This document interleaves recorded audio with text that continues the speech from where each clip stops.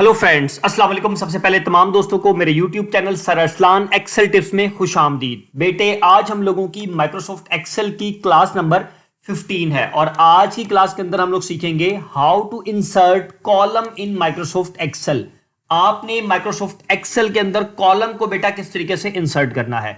बेटे, समटाइम आप बहुत बड़े डाटा पे काम कर रहे होते हैं और कुछ चीजों को भूल जाते हैं। आपको बाद में याद आता है कि मुझे इस जगह पर एक कॉलम और ऐड करना है, तो वो आपने किस तरीके से करना है।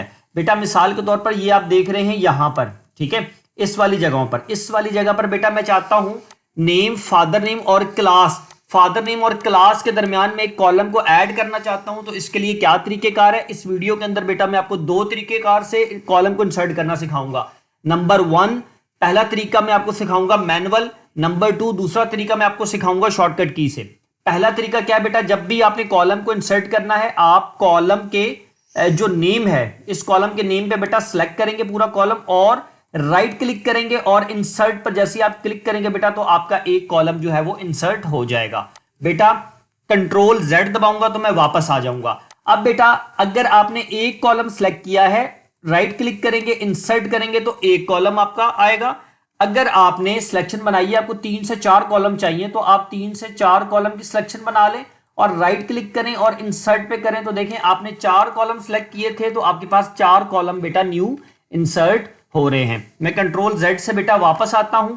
इसी तरीके से बेटा मैं अब आपको समझाता हूं शॉर्टकट की के जरिए से आपने कॉलम को किस तरीके से इंसर्ट करना है।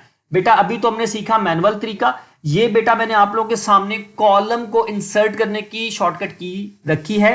सबसे पहले आपने कीबोर्ड से दबाना है कंट्रोल। सबसे पहले आपने सेलेक्ट करना है बेटा, इस तरीके से सेलेक्ट करना है, ठीक है। सिलेक्ट करने के बाद आपने क्या करना है, कंट्रोल का बटन प्रेस करना है, उसके बाद शिफ्ट का बटन प्रेस करके रखना है और प्लस का बटन दबाना है।